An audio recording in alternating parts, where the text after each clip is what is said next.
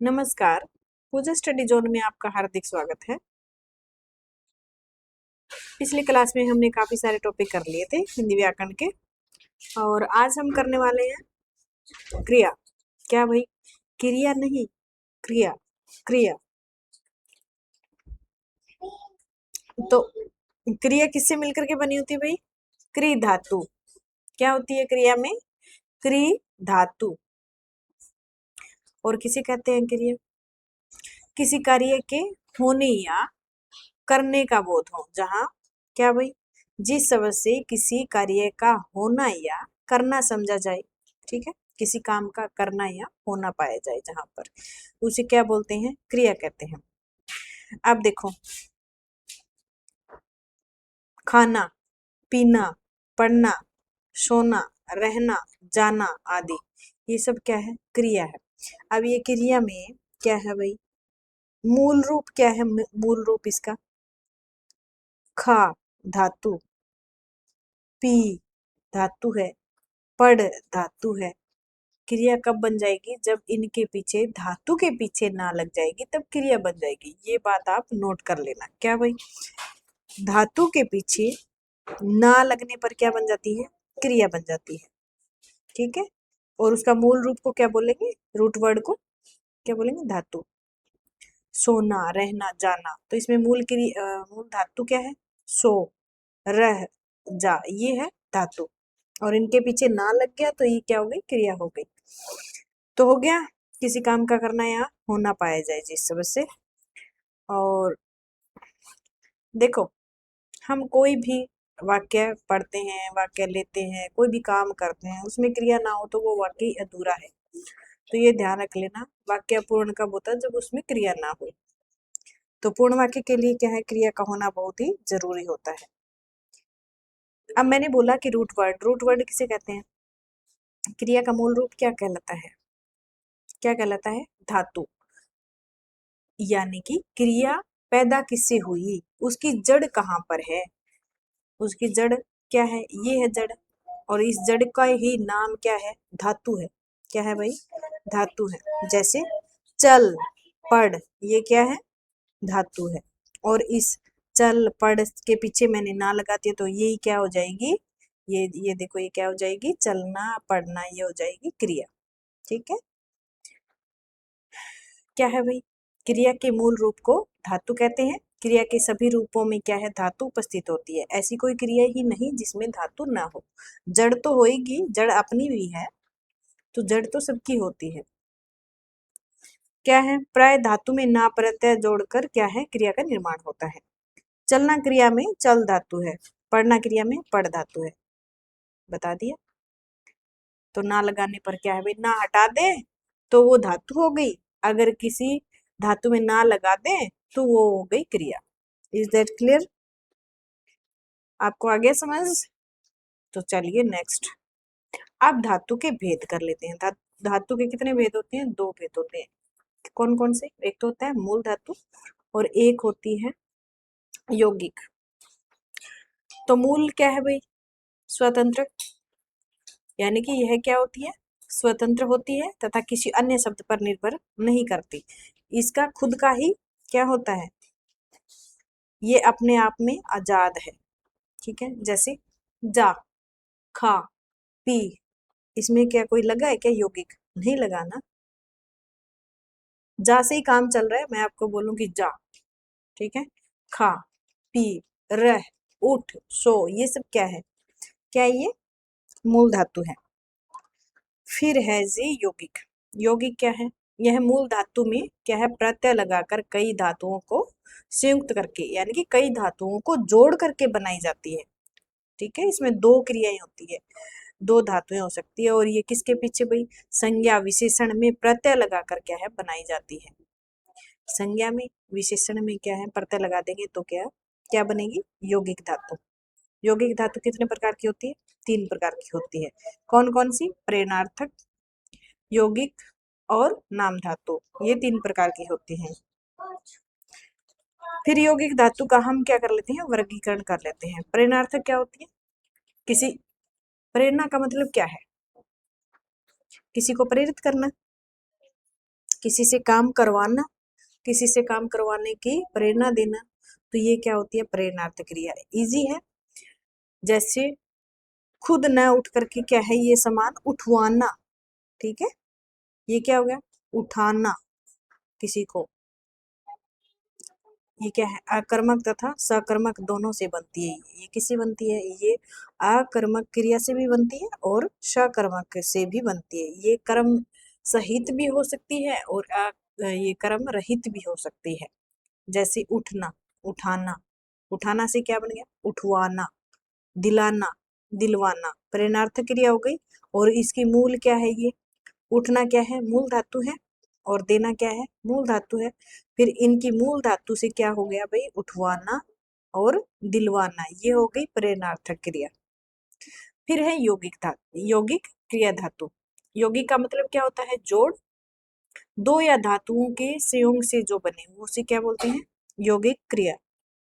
रोना, धोना, क्या है, रोना धोना। एलडीसी का बहुत ये मतलब प्रिय क्वेश्चन है, प्रिय टॉपिक है ये, परिणार्थक और यौगिक, ठीक है। इनमें से प्रश्न पूछती है एलडीसी में। उठना, बैठना, क्या है, खा लेना, ये देखो दो दो क्रियाएं हो रही है इधर। यौगिक का मतलब क्या है, जोड़ना, जो दो या अधिक धातुओं के संयोग से जो बनती है उसे क्या कहते हैं, यौगिक क्रिया। रोना, धोना, उठना, बैठना, खा लेना, पी लेना, जाग जाना, ठीक है, रो लेना, ऐसे ये क्या है, यौगिक क्रिया। रो तो नहीं रहे हो। नाम धातु क्रिया, ये सॉरी नाम धातु, ये क्या होती है भाई, संज्ञा या विशेषण से बनने वाली धातु। क्या है, संज्ञा या विशेषण से बनने वाली धातु। ये क्या है, गाली देना, गाली से क्या है, गरियाना, लात से लतियाना, ये है नाम धातु। नाम का मतलब क्या होता है, संज्ञा होती है, तो संज्ञा या विशेषण के पीछे क्या है, लग गया भाई, गरियाना, लतियाना, ये हो गई नाम धातु। तो लतियाना कौन सी धातु है, नाम धातु, संज्ञा से निर्मित है। लात क्या होती है, संज्ञा है, संज्ञा से क्या बनी, नाम, लतियाना धातु, लतियाना सॉरी नाम धातु। सकर्मक क्रिया, क्या है भाई, सकर्मक क्रिया रचना के आधार पर कितनी कितने प्रकार की होती है क्रिया, दो प्रकार की, सकर्मक और अकर्मक। तो सकर्मक, स मैंने साथ में, क्या है, स साथ में, साथ में, क्या, किसके साथ में, कर्म के साथ में, जो क्रिया कर्म के साथ आए, जो क्रिया कर्म के साथ आती है, जहां पर क्या है, कर्म की उपेक्षा सॉरी अपेक्षा की जाती है, ठीक है, जहां कर्म की क्या है, अपेक्षा होती है, अपेक्षा और उपेक्षा में अंतर है, उसे क्या बोलते हैं, सकर्मक क्रिया। कर्म की नीड हो जहां पर, कर्ता, कर्म और क्रिया, इसका वाक्य संरचना कैसे बनेगा, सबसे पहले क्या आएगा, कर्ता आएगा, उसके बाद में कर्म, सकर्मक है तो कर्म तो जरूरी है, क्रिया, क्रिया बाद में आएगी। तो क्रिया का प्रभाव किस पर पड़ना चाहिए, कर्म पर पड़ना चाहिए, तभी तो बनेगी सकर्मक। मुझे लग रहा है आप अच्छी प्रकार से समझ रहे हो। राम फल खाता है, तो फिर क्या हुआ, राम फल खाता है तो अब खाने का प्रभाव किस पर पड़ रहा है, फल पे।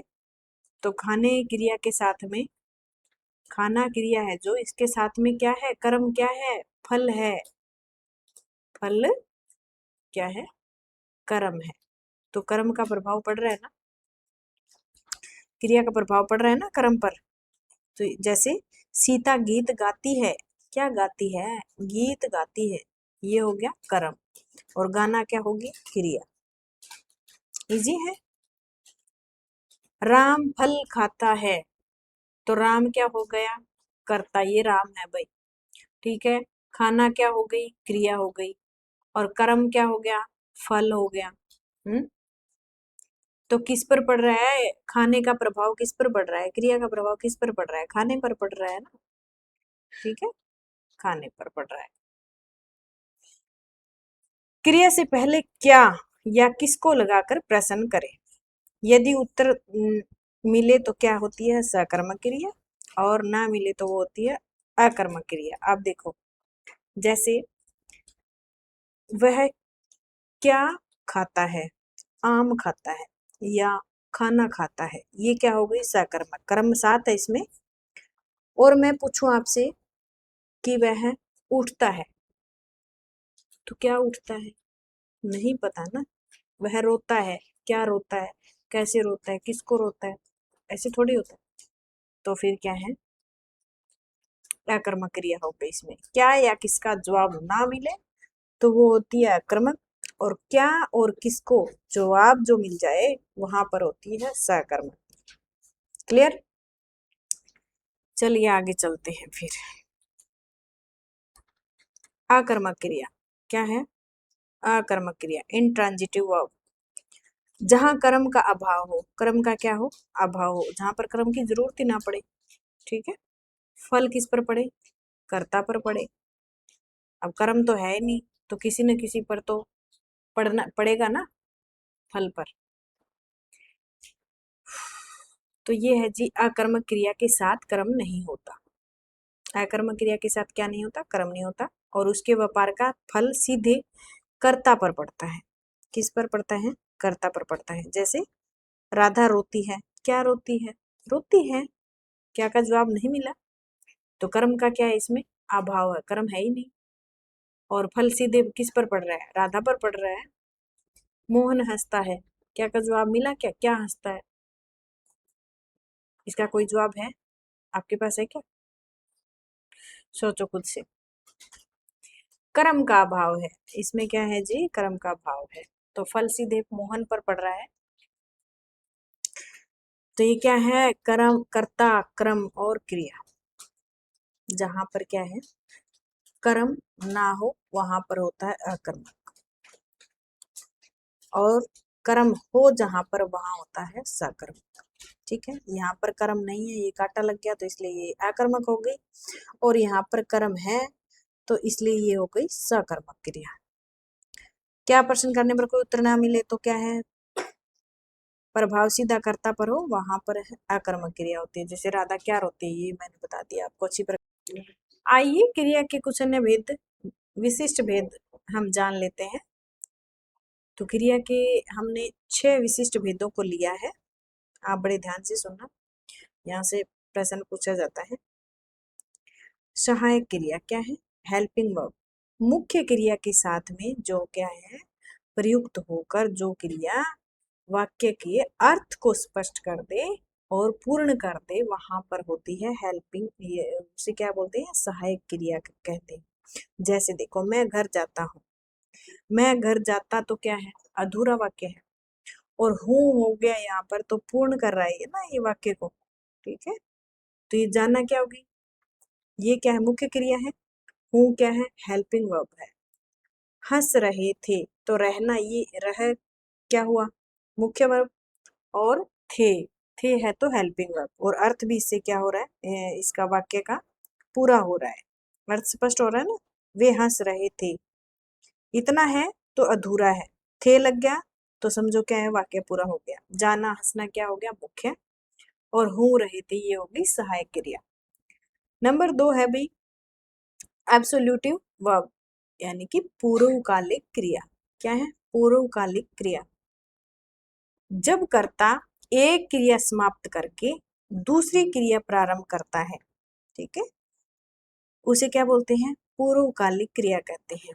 जैसे उसने क्या किया, बेल आइकन दबा करके वीडियो को लाइक किया और शेयर किया, तो ये क्या हो गई, पूर्वकालिक क्रिया।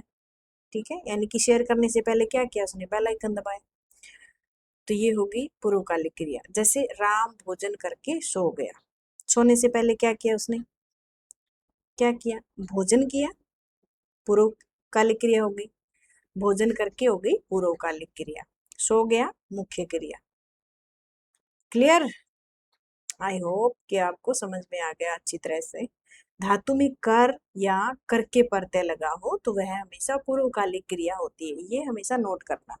धातु में क्या है, करके सो गया, करके खा गया, करके कोई भी काम करने से पहले क्या है, करके ये किया उसने, वो किया, एक काम करने से पहले एक काम क्या है वो पूरा कर लेता है। तो उसमें होती है पूर्वकालिक क्रिया। कर या करके प्रत्यय लगा हो वहां पर क्या होती है, पूर्वकालिक क्रिया। वीडियो को लाइक जरूर कर देना अगर आपको अच्छी प्रकार से समझ में आ रहा है तो। संज्ञा अथवा विशेषण के साथ में क्रिया जोड़ने से बनती है, क्या बनती है, नाम बोधक क्रिया। क्या भाई, संज्ञा या फिर विशेषण के साथ में जब क्रिया लग जाती है ना, वहां पर बनती है नाम। नाम क्या है, नाम का मतलब क्या है, संज्ञा है ना। जैसे ये लाठी है, क्या होगी, संज्ञा। संज्ञा के पीछे हमने लगा दिया भाई क्रिया मारना, लाठी मारना। ध्यान रखना यहाँ पर हमेशा आगे हमें मिलेगा या तो संज्ञा और या फिर विशेषण। संज्ञा या विशेषण के पीछे जो भी क्रिया लग जाती है वहां पर हो जाएगी नाम धातु क्रिया, नाम बोधक क्रिया। क्लियर। ये जैसे रक्त है, क्या है, संज्ञा है, रक्त खिलो खोलना। विशेषण क्या है इसमें, दुखी, दुखी होना। दुखी क्या है, विशेषता है ना, दुखी। और होना क्या है, क्रिया है। दुखी होना क्या हो गई, नाम बोधक क्रिया। यहाँ से प्रश्न उठाता है एग्जामिनर, पसंदीदा है नाम बोधक क्रिया। फिर है जी ये द्विकर्मक क्रिया, डबल ट्रांजिटिव। ट्रांजिटिव क्या होगी, सकर्मक, और इनट्रांजिटिव अकर्मक, और डबल ट्रांजिटिव द्विकर्मक। जहां पर क्या होता है, डबल माने क्या होता है, दो, दो कर्म जहां पर एक साथ आए वहां बेटा द्विकर्मक होता है। ठीक है, क्या होता है, जहां पर दो कर्म एक साथ आए वहां पर द्विकर्मक होता है। जैसे एग्जाम्पल दो, कमेंट में बता दो कोई भी। अध्यापक ने छात्रों को हिंदी पढ़ाई, क्या है, अध्यापक ने छात्रों को हिंदी पढ़ाई। यहाँ पर क्या क्रम आ रहा है, छात्रों को, एक क्रम ये आ रहा है, और दूसरा क्रम क्या आ रहा है, क्या पढ़ाया, हिंदी पढ़ाई। दो क्रम आ गए ना। तो हिंदी पढ़ाई, पढ़ाई क्या, हिंदी मुख्य क्रम हो गया। ये क्या है, मुख्य क्रम। हिंदी पढ़ाई, और किसको पढ़ाई, छात्रों को पढ़ाई। तो ये छात्र क्या हो गए, गौण क्रम हो गए। छात्र हो गई जी गौण क्रम। ये देखो, हिंदी क्या है, मुख्य क्रम, और छात्रों को है तो गौण क्रम। ठीक है। और यहाँ पर है ना, एक हमेशा ये बात ध्यान रख लेना, द्विकर्मक में एक तो मिलेगा आपको प्राणीवाचक और दूसरा मिलेगा आपको अप्राणीवाचक, यानी कि एक सजीव और एक निर्जीव, ऐसे समझ सकते हैं आप। तो जो एक क्रम प्राणीवाचक है ना, वो तो होएगा हमेशा गौण, और जो एक अप्राणीवाचक है, ठीक है, निर्जीव है, वो होगा मुख्य। फिर है जी संयुक्त क्रिया और क्रियार्थक। क्या है, संयुक्त क्रिया और क्रियार्थक, वर्बियल नाउन। कंपाउंड वर्ब, इसको बोलेंगे संयुक्त, मतलब जोड़ना। संयुक्त का मतलब क्या होता है, जोड़ना होता है। जब दो क्रियाओं का संयोग हो, जहां पर क्या हो, दो क्रियाएं एक जगह हो, दो क्रियाएं एक साथ हो रही हो इकट्ठी, वहां पर होता है संयुक्त क्रिया। जैसे वह खाने लगा, खाया और लगा। वह पेड़ से कूद पड़ा, कूदा, कूद और पड़ा। दो क्रिया होगी ना एक साथ। आते जाते रहिए, ठीक है, आते जाते रहिए। तो आते जाते, आना भी क्रिया होगी, जाना भी क्रिया होगी, दो क्रिया एक साथ हो रही है, तो ये बहुत ही आसान था, संयुक्त क्रिया। फिर है क्रियार्थक। क्या है, क्रियार्थक, वर्बियल नाउन बोलेंगे इसको, जब क्रिया संज्ञा की भांति व्यवहार में आती है। ये संज्ञा की तरह प्रयोग की जाती है, क्रियार्थक इसका संज्ञा की तरह यूज होता है इसमें। जैसे बोलेंगे कि टहलना क्या है, स्वास्थ्य के लिए लाभदायक है, सॉरी, हानिकारक जो आलसी है उसके लिए हो भी सकता है। जो ये मानता है कि मुझे टहलना अच्छा नहीं लगता, लेकिन मुझे अच्छा लगता है। ठीक है। देश के लिए मरना कीर्तिदायक है। कौन कौन चाहता है देश के लिए मरना, चाहता है क्या, आप किसके लिए मरना पसंद करोगे, कमेंट करना। देश के लिए मरना कीर्तिदायक है। तो ये मरना और टहलना ये क्या है, किसकी किसकी तरह यूज हो रहे हैं, संज्ञा की तरह यूज हो रहे हैं।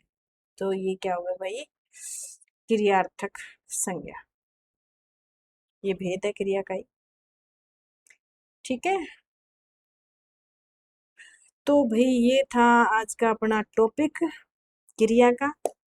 आई होप आपको अच्छी तरह से समझ में आया होगा, और कमेंट जरूर करना कि आपको क्या अच्छा लगा, इसमें क्या नहीं लगा, और किस किस को समझ में आ गया, किसको नहीं आया। रिपीट कर देंगे, कोई बात नहीं। ठीक, बेल आइकन जरूर दबाना, वीडियो को लाइक करें, शेयर करें। Thank you.